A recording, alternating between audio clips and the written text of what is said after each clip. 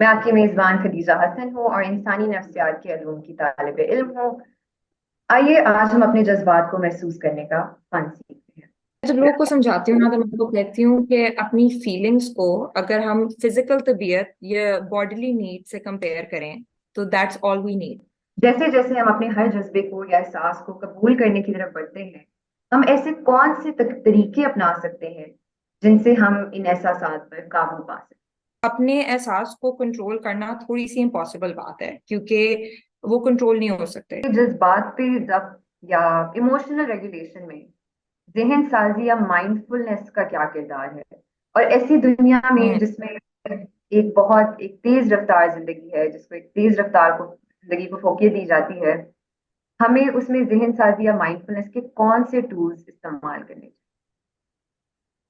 Okay, ये बहुत जरूरी टेक्निक है। This is something that I think we start teaching to little kids. हम बचपन से ही अब स्कूल्स में भी ये चीजें सिखाई जा रही हैं। माइंडफुलनेस सर्कल टाइम कहते हैं उसको, जब वो बैठते हैं बस एक दूसरे की फीलिंग्स के बारे में बात करते हैं, एक दूसरे से हाल चाल पूछते हैं। तक हमारा जो ज़हनी सुकून है वो इस चीज पे डिपेंड करता है, ताकि हम इसके बारे में और जानने की तरफ कदम उठाना शुरू करें। अच्छा, ज़हनी सुकून किसी एक चीज पे कभी डिपेंड नहीं करता। ज़हनी सुकून इज नॉट रियली समथिंग जो यू कैन जस्ट अचीव कि okay now I am at peace. कोई एक पूरा दिन भी नहीं आएगा जब आपको लगेगा यार आज मैं पीसफुल हूँ, आज कुछ ऐसा नहीं हुआ कि मेरा पीस डिस्टर्ब हो। सिंस हम लोग जिस कल्चर में ब्रॉट अप हुए हम लोगों का, उसमें हम लोग काफी कंडीशन माइंडसेट के साथ अपनी लाइफ गुजार रहे होते हैं। हर किसी को देती हूँ। बच्चे सबसे ज्यादा इमोशनल होते हैं, हम ये सब मानते हैं कि बच्चों को नहीं पता कि हम्म। इमोशंस को रेगुलेट कैसे करना है, लेकिन हम साथ साथ ये भी मानते हैं कि बच्चों से ज्यादा प्योर कोई नहीं होता। एक तो जब हम कुछ कभी किसी सिचुएशंस में ऐसा हो जाता है कि हम बोल देते हैं कि हमारा इस पे कंट्रोल नहीं है, तो व्हाट वी आर डूइंग कि हम अपने माइंड को ये मैसेज दे रहे हैं कि हमारे इस चीज़ पे कंट्रोल नहीं है। तो जब हमने ऑलरेडी ये मैसेज दे दिया है तो ऑब्वियसली उसका एक्शन भी नहीं आएगा। यही मैंने आगे आपकी लास्ट चीज ये कहनी थी कि पेरेंट्स हमारे भी डिप्रेस थे, उनको भी एंजाइटी थी। उनका ये फेमस डायलॉग होता है ना, हमारे जमाने में तो नहीं होती थी एंजाइटी एंजाइटी, आप लोग के जमाने में ही आ गई है, हमने तो पता नहीं क्या क्या फेस किया था। पॉइंट ये है कि as kids and as self aware kids, I mean Khadija might agree to this, I had conversations about this with her, हम उनके अंदर एंजाइटी देख सकते हैं। मतलब जब वो कुछ सर्टन चीजें कर रहे होंगे या बचपन की कोई कहानी बता रहे होंगे, मैं बैठ के सोच रही होंगी कि यार बाबा तो प्रॉपर हैड पैनिक अटैक, लेकिन बाबा को नहीं पता। अब उस चीज़ को हमने एक्सेप्ट कर लेना है कि जी वो भी ठीक थे अपनी जगह, हम भी ठीक है। Now the next what should be the next step. अब हमें आगे बढ़ना है इस चीज़ से। खुद एक तालिब इल्म के तौर पर मैंने महसूस किया है कि कम्युनिटी का होना और एक सेहतमंद घरेलू माहौल का होना किसी भी फर्द की जज्बाती और जहनी सेहतमंदी में एक बहुत अहम किरदार अंजाम देता है। हम सबकी रियलिटी आई थिंक, क्योंकि पाकिस्तानी सोसाइटी अभी भी मेंटल हेल्थ एक टैबू है। तो सिर्फ हमें तो ये ऊंची बोलते हुए भी डर लगता है कि यार मुझे इस वक्त घबराहट हो रही है, either due to the fear कि कोई हमें वीक समझेगा। स्पेशली मर्दों को तो बहुत ज्यादा हमारे माशरे में। आई थिंक जहाँ पे हम औरतों के हकूक की बात करते हैं, हमें ये भी बात करनी चाहिए कि हम जैसे Khadija you're a woman I am a woman, हम आपस में फिर भी बात कर लेंगे कि अच्छा इस पॉइंट पे मैं अनकंफर्टेबल फील कर रही हूँ। स्टेप्स हो सकते हैं कि जैसे अगर अनलर्निंग भी कर रहे हैं तो कौन से ऐसे स्टेप्स हैं कि वो जो डीप डाउन इमोशंस हैं, चाहे वो सप्रेस किए हैं इंटेंशनली और अनइंटेंशनली, वो वोकलाइज कैसे होंगे सो दैट वो चीज़ एक्सप्रेस करने में भी आसानी हो for for any one, either male और फीमेल। और उस चीज़ को एज अ स्ट्रेटेजिक तरीके से लेके जाएं ताकि वो चीज़ टाइम टू टाइम, जैसे एक्सेप्टेंस है उस चीज़ की, वो भी बढ़ती रहे और जो डेली लाइफ है वो भी है कंट्रोल होती रहे। So what do you feel? अच्छा, इसका पहला स्टेप तो ये है कि अनकंफर्टेबिलिटी से डरना नहीं है। मेरी दोनों जो एग्जांपल्स थी फॉर मेन एंड वुमेन के, मर्द पब्लिकली रोते हुए अनकंफर्टेबल होते हैं, उनको डर नहीं लगता, अनकंफर्टेबल होते हैं। तो उससे हमने डरना नहीं है। औरतों ने गुस्सा करते हुए ये नहीं डरना कि लोग क्या कहेंगे। जब हम उस अनकंफर्टेबिलिटी से डरेंगे नहीं और हम ओपनली, और उसको उससे ना डरना, जो जिसके जो स्टेप्स होंगे is constantly telling yourself. If I talk about this self-awareness group, what is the purpose of self-awareness group? The purpose of self-awareness group was actually, you know, uh, कि हम अपनी जो जितनी भी इश्यूज प्रॉब्लम्स है ना, वो हम इंटरनली अपने आप को रेगुलेट करके मैनेज करके वो सारे डिप्रेशन स्ट्रेस एंजाइटी से बच सकते हैं। ठीक है। इसमें हमने एक दूसरे को रियलाइज करवाना है कि rather than going to someone else, you need to have your own self control. Basically, I'm someone who has been through trauma. मैं बचपन में like when I was 12, मैं जब 12 साल की थी तो I lost my father and I was very close to him. तो वो मेरे लिए एक बहुत बड़ा शॉकर था. मतलब I could not get through it. मेरे से हो नहीं रहा था और still till date I feel कि मैं आपने बात की थी ना अपने ब्रेन को कंट्रोल करने की.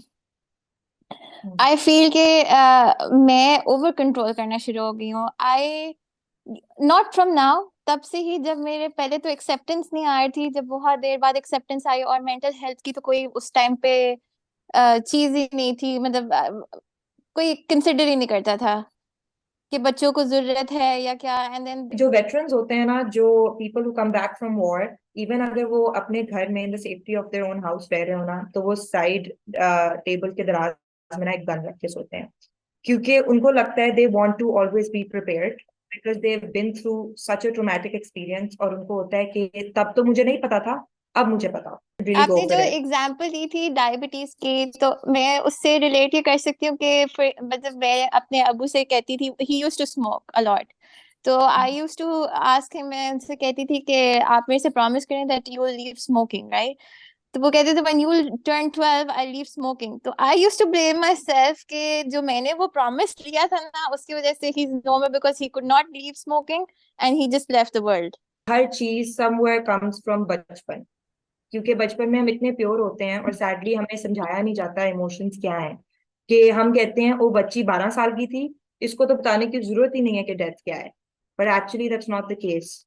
जब आप बच्चों को उस चीज से ओके नहीं करवाते, उनको बैठ के बताते नहीं हो कि क्या हुआ है, दे डू. बहरहाल हम सब का कहीं ना कहीं ट्रॉमेटिक एक्सपीरियंसेस होते रहते हैं in different forms and different shapes. अब वो ट्रॉमा की एक अलग डेफिनेशन है, उससे हट के अगर हम कहते हैं कि ट्रॉमा, तो अगर मेरा ब्रेन किसी इवेंट के लिए प्रिपेयर्ड नहीं है, वाई? बिकॉज मेरा पास्ट में कोई वैसा एक्सपीरियंस नहीं रहा, फर्स्ट ऑफ ऑल. सेकंड, मैंने वो चीज़ देखे नहीं है. What's the process to stop taking the medication? Because I was on medication for like 2 years, but फिर मैंने उसको आहिस्ता आहिस्ता कम कर दिया. But right now I'm at the very end. But मुझे पहले का तो पता था कि कैसे आपने डोज को आहिस्ता आहिस्ता कम करना होता है, from 20 mg, 10 mg, 5 mg. लेकिन I don't know कि how to take it from 5 mg, क्योंकि उससे नीचे तो कोई mg होती ही नहीं है. उसके बाद आती है मेडिकेशन की डोज की, obviously. Then the most important thing is कि अगर आप मेडिकेशंस यूज कर रहे हैं तो you need to plan this with your psychiatrist, right? And उसके साथ साथ अगर आप थेरेपी सेशंस ले रहे हैं, देन वेल एंड गुड. आपके जितनी इन मेडिकेशंस को स्टॉप करने के बाद जितने विड्रॉल सिम्टम्स होते हैं, उनके क्या इफेक्ट्स आ रहे हैं आप पे, वाई? बिकॉज वो आपको अच्छे से मालूम होगा कि नो, ये जो चीज थी ये मुझ में पहले नहीं थी, ये अब मैं फील कर रहा हूँ, तो इट मीन्स कि it is something due to medications. जितनी भी इश्यूज पर्सनल लेवल पे हर एक इंडिविजुअल को आते हैं, वो उसके कैलिपर के हिसाब से उसके लिए बहुत ज्यादा होता है. ठीक है. First, until and unless you start working on yourself, you will not be able to understand कि हर कोई जो ट्रॉमा फेस कर रहा था वो अपने हिसाब से उसके लिए बहुत हाई लेवल का होता है. ठीक है. तो हमें ये जजमेंट भी पास करने की जरूरत नहीं है कि किसका ज्यादा है, मेरा कम है या उसका ज्यादा है. ठीक है. Everyone is facing their own troubles, everyone is coping up with their own mechanism. हर एक ने अपना मैकेनिज्म खुद डेवलप किया हुआ. For 2 questions ago, I used the term modeling. कि जब आप बहुत छोटे होते हो ना, before the age of 8 or 9, आपको मैं कुछ भी पढ़ा लूं, आपके दिमाग में नहीं घुसेगा. लेकिन मैं आपके सामने वो चीज एक बार कर लूं तो you will remember it for forever. So अगर बहुत छोटे बच्चों की बात हो रही है, because you use the term schools, तो you need to do as you want them to do. Whether it's new parents जिनके बच्चे छोटे हैं, a dad needs to cry in front of his son, a mom needs to fight for her rights in front of her daughter, because they will do what you do because you are their superheroes. अब modelling जो थी हमारे लिए उतनी modelling नहीं हुई, तो अब क्या है, अब आगे के जनरेशन के लिए रिस्पॉन्सिबिलिटी हम पे ज्यादा है कि हमने अवेयरनेस भी हमें हो गई है, हमने वो चीज़ एक्सेप्ट भी कर ली है, हमने उसके लिए जो स्टेप्स हैं डिफरेंट वो भी हमने जो है we collected all those tricks and tips के हम कैसे उसको डील कर सकते हैं. एक और चीज़ जो कि बहुत इम्पोर्टेंट है कि जो ट्रॉमा हुआ, जो एक्सपीरियंस हुआ, उसमें we were on like we were not single headedly, हम उस चीज के लिए responsible नहीं थे.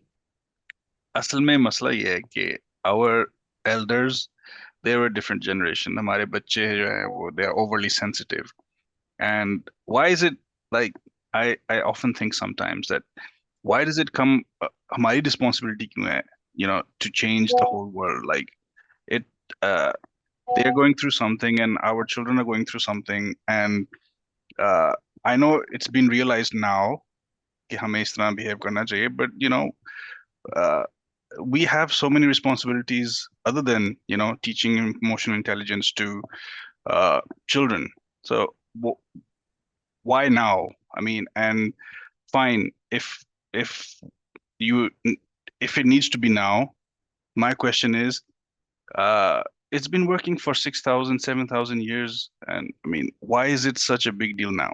एक ही आंसर दूंगी मैं इसका कि too much knowledge is dangerous.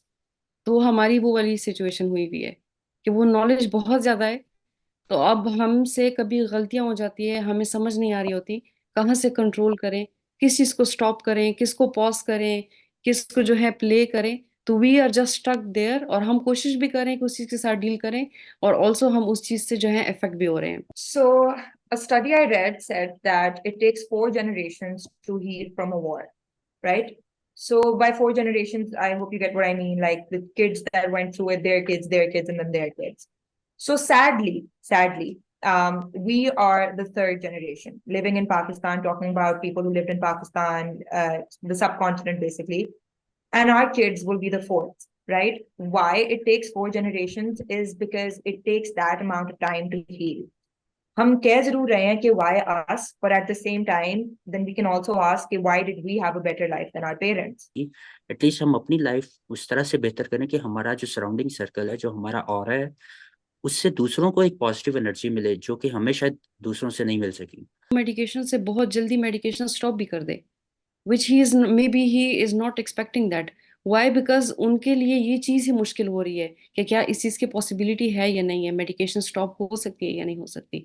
सो अगर हमारा माइंड जो है already it is looking for answers, तो व्हाई नॉट जो हम उसकी डायरेक्शन है वो सीधी कर दें, direction that is compatible with our behaviour, with our personality.